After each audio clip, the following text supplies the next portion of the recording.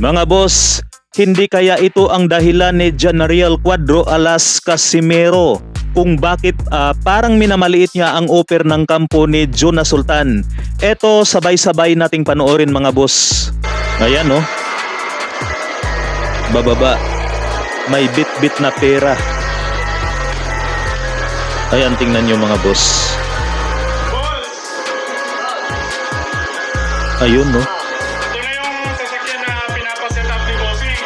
Ikaw na daw bahala mag-set up. Kasi may tiwala daw siya sa panlasang mo.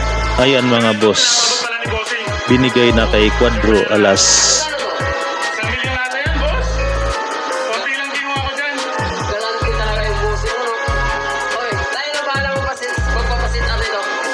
Dito na sa 4 Aces Off-Road. Ang pagpaganda pa natin to.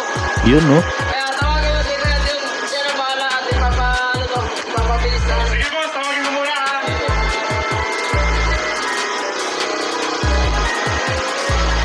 Leasing to. Galing sa itaas. Maraming salamat sa nagtitiwala. Yan! Next boss! Tawagin mo yung mga tao at ipapaayos mo na yan at ito yung pera ilagay mo sa bot. Para bahala dito.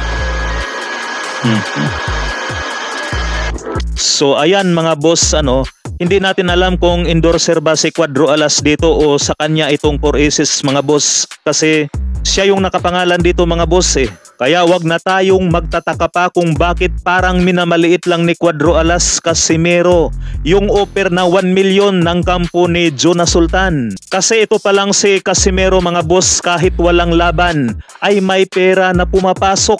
Kaya may dahilan talaga si Cuadro alas. So hanggang dito na lamang muna mga boss, abang-abang tayo sa mga ibang updates.